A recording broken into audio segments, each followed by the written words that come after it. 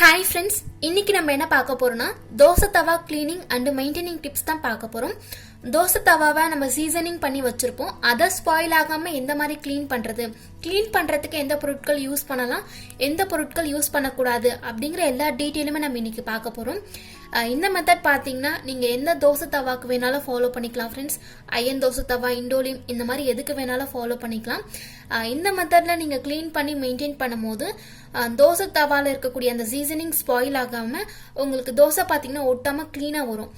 இப்போ வாங்க அது எப்படி பண்றதுன்னு பார்க்கலாம். இது பாத்தீங்கன்னா ஐயன் தோசை தவா ஃப்ரெண்ட்ஸ். கொஞ்சம் திக்கா இருக்கும், அதே சமயத்துல பிளாட்டா இருக்கும். ஒவ்வொருத்தரும் ஒவ்வொரு மாதிரி வச்சிருப்போம். எல்லாத்துக்கும் இதே மெத்தட நம்ம ஃபாலோ பண்ணிக்கலாம். அதே மாதிரி வாரத்துக்கு ஒரு முறை, அதுவும் இல்லைன்னா 10 நாளைக்கு ஒரு முறையாச்சும் நம்ம இந்த தோசை தவாவை கிளீன் பண்ணோம் அப்படின்னா தான் அந்த தோசைக்கல் சுத்தி ஒரு லேயர் மாதிரி ஃபார்ம் ஆகும் இல்லையா, அதெல்லாம் இல்லாம கரெக்டா மெயின்டைன் பண்ண முடியும். கிளீன் பண்றதுக்கு நம்ம வினிகரோ இல்ல பேக்கிங் சோடாவோ யூஸ் பண்ணோம்னா தோசைக்கல்லுடைய கலர் வேணா சேஞ்ச் ஆகலாம். இந்த மாதிரி பிளாக்கா இல்லாம வேற கலர்ல சேஞ்ச் ஆகலாம். பட் நம்ம செஞ்சு வச்சிருக்கக்கூடிய சீசனிங் எல்லாமே போயிடும். நம்ம திரும்பவும் தோசை ஊத்தும் போது பாத்தீங்கன்னா கண்டிப்பா ஒட்டிட்டு தான் வரும், ஒட்டாம வராது. இந்த தவா வந்து கலரே பாத்தீங்கன்னா பிளாக்கா தான் இருக்கும். ஒரு சிலது வந்து கொஞ்சம் கலர் வந்து சேஞ்ச் ஆயிருக்கும், ஒவ்வொருத்தரது ஒவ்வொரு மாதிரி இருக்கும். என்னுடைய தோசை தவா பாத்தீங்கன்னா ஃபுல்லாவே இதே மாதிரி பிளாக்கா தான் இருக்கும். இப்ப நான் ஒவ்வொரு ஸ்டெப்பா சொல்றேன். இந்த ஸ்டெப்ஸ் எல்லாமே நான் பர்சனலா ஃபாலோ பண்றது, அதை உங்ககிட்ட ஷேர் பண்ணிருக்கேன். ஃபர்ஸ்ட் ஒரு பேப்பர் போட்டிருக்கேன் கிளீன் பண்ண போறோம் அப்படிங்கறதுனால. அதுக்கு மேல தோசை தவா இருக்கு. இது வந்து இப்ப 3 வீக்ஸா கிளீன் பண்ணாம எடுத்து வச்சிருக்கேன் வீடியோக்காக. இப்ப கிளீன் பண்ணி காமிக்கிறேன். ஒரு கத்தி வச்சு தோசை தவா சுத்தி இருக்கக்கூடிய அந்த லேயர்ஸ் எல்லாமே ரிமூவ் பண்ணிக்கிறேன்.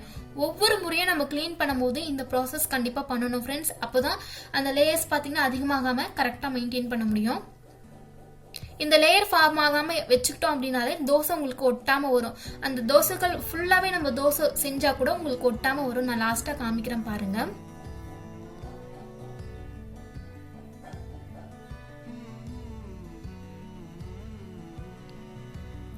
பாருங்க, இந்த அளவுக்கு லேயர்ஸ் வந்து ஃபார்ம் ஆயிருக்கு. அது எல்லாமே நம்ம இப்ப கிளீன் பண்ணி ரிமூவ் பண்ணியாச்சு.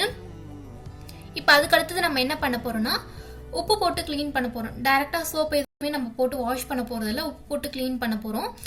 உப்பு எதுக்கு யூஸ் பண்றோம்னா அந்த தோசை கல்லுல பாத்தீங்கன்னா இப்போ அந்த ரஸ்ட், அதாவது அந்த லேயர்ஸ்ல கொஞ்சம் கருப்பு கருப்பா இருந்திருக்கும் பாத்தீங்கன்னா, அதெல்லாம் கிளீன் பண்றதுக்கும் ஏதாவது எண்ணெய் பிசுக்கு இருந்துச்சுன்னா அதெல்லாம் ஈஸியா ரிமூவ் பண்றதுக்கும் இது ஹெல்ப் பண்ணும். அதுக்காக தான் நம்ம செஞ்சு வச்சிருக்கக்கூடிய சீசனிங்ல இதால எதுவுமே போகாது ஃப்ரெண்ட்ஸ், அதே மாதிரி தான் இருக்கும். பட் நீங்க இந்த உப்பு வச்சு தேய்க்கும் போது ரொம்ப ஹார்டா போட்டு தேய்க்காதீங்க, சாஃப்டா ஹேண்டில் பண்ணுங்க.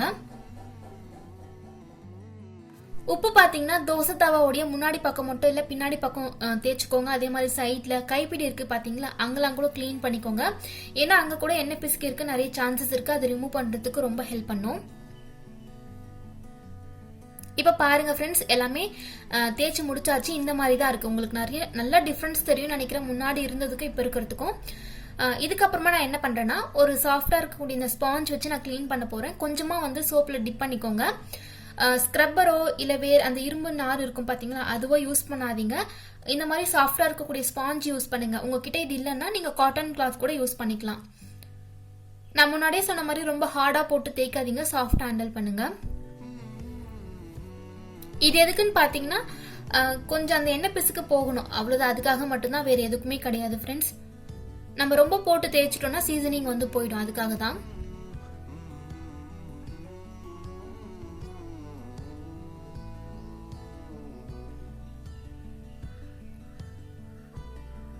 இப்போ சோப் போட்டு கிளீன் பண்ணியாச்சு, வாஷ் பண்ணிக்கலாம்.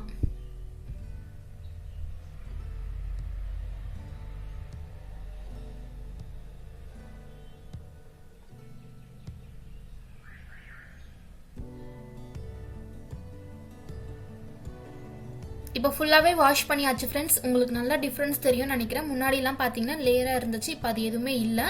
இதுக்கப்புறம் நான் என்ன பண்றேன்னா நம்ம கிளீன் பண்ணி முடிச்சதுக்கு அப்புறமா தண்ணியோட வைக்க கூடாது. தண்ணி எல்லாமே வந்து ட்ரை பண்ணிட்டு அதுக்கப்புறமா தான் வைக்கணும். நான் இப்போ வந்து அடுப்புல வைக்க போறேன். தோசை செய்யல அப்படின்னா கூட கண்டிப்பா நீங்க ஹீட் பண்ணிட்டு அதுக்கப்புறமா ஸ்டோர் பண்ணுங்க. இப்போ அந்த ப்ராசஸ் பார்க்கலாம். வாஷ் பண்ணி முடிச்சதுக்கு அப்புறமா நான் டைரக்டா இந்த ஸ்டவ்ல வச்சிருக்கேன். ஸ்டவ் பாத்தீங்கன்னா ஆன்ல தான் இருக்கு. இந்த ப்ராசஸ் எதுக்கு பண்றோம்னா அந்த தண்ணி எல்லாமே ட்ரை ஆன பிறகு லைட்டா வந்து எண்ணெய் தடவி ஹீட் பண்ணி வைக்க போறோம். அதுக்காக தான். இது முடிச்சதுக்கு அப்புறமா நீங்க டைரக்டா தோசை கூட ஊத்தலாம். நீங்க தோசை ஊத்தல அப்படின்னா கூட கண்டிப்பா இந்த ப்ராசஸ் செய்யுங்க ஃப்ரெண்ட்ஸ். அதே மாதிரி நிறைய பேர் பார்த்தீங்கன்னா தோசை தவாவை ஓப்பனில் வச்சுருப்பீங்க. பட் அந்த மாதிரி வைக்காம எப்பவும் க்ளோஸ் பண்ணி வைங்க. இதுக்குன்னு ஒரு லிட் வச்சுருப்பீங்க பார்த்தீங்களா, அதை போட்டு க்ளோஸ் பண்ணி வைங்க. ஓப்பனில் வைக்கும் போது தண்ணி பட நிறைய சான்சஸ் இருக்குது. அதே மாதிரி பூச்சி ஏதாவது அது மேலே உட்காரத்துக்கு நிறைய சான்சஸ் இருக்குது. அதெல்லாம் அவாய்ட் பண்ண க்ளோஸ் பண்ணி வச்சுக்கோங்க. இப்போ இந்த தவா ஃபுல்லாகவே எண்ணெய் வந்து ஸ்ப்ரெட் பண்ணியாச்சு. லைட்டாக ஹீட்டாக இருக்குது. இப்போ நான் உங்களுக்கு இதிலே தோசை செஞ்சு காமிக்கிறேன் பாருங்கள். அதே மாதிரி நிறைய பேர் வந்து தோசை கல்லுலேயே வந்து சப்பாத்தி போட்டால் வராதுன்னு சொல்லுவாங்க. பட் இந்த கல்லில் எனக்கு சப்பாத்தி போட்டால் கூட வரும். உங்களுடைய கல்லில் வரலன்னா நீங்கள் சப்பாத்திக்குன்னு தனியாக ஒரு சின்ன தோசைக்கல் வந்து வச்சுக்கோங்க.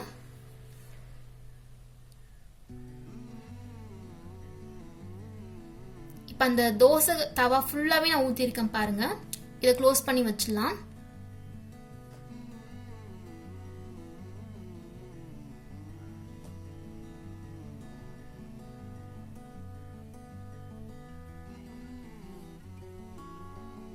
இப்போ பாருங்க ஃப்ரெண்ட்ஸ், நல்லா குக் ஆயிருக்கு. எந்த பக்கமே உங்களுக்கு ஒட்டாம வரும்.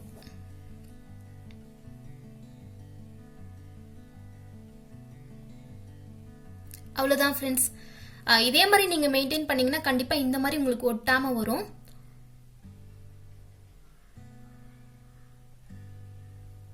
இன்னொரு தோசை உங்களுக்கு நான் செஞ்சு காமிக்கிறேன் பாருங்க.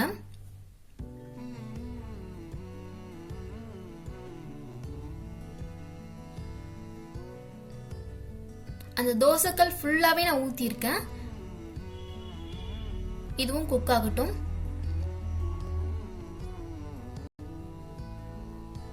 இப்ப பாத்தீங்கன்னா நான் கரண்டி கூட வச்சு எடுக்கல, நான் கையில தான் எடுத்துட்டு இருக்கேன். அந்த அளவுக்கு வந்து ஒட்டாம வந்திருக்கு பாருங்க. இப்ப இதுவும் எடுத்துடலாம்.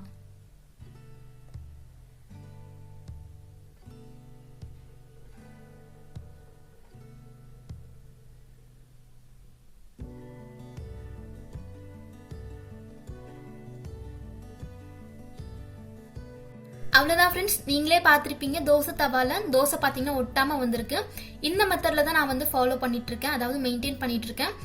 இந்த வீடியோ உங்களுக்கு பயனுள்ளதாக இருந்திருக்கும்னு நினைக்கிறேன். வேற எந்த மாதிரி வீடியோஸ் வேணும் அப்படிங்கிறத கீழே இருக்கக்கூடிய கமெண்ட் செக்ஷனில் சொல்லுங்கள். கண்டிப்பாக நான் வந்து அப்லோட் பண்ண ட்ரை பண்ணுறேன். இந்த வீடியோ உங்களுக்கு பிடிச்சிருந்தா பயனுள்ளதாக இருந்திருந்தா கண்டிப்பாக என்னோட சேனலுக்கு மறக்காமல் சப்ஸ்கிரைப் பண்ணிக்கோங்க. இது போல் இன்னொரு வீடியோவில் பார்க்கலாம். தேங்க்ஸ் ஃபார் வாட்சிங்.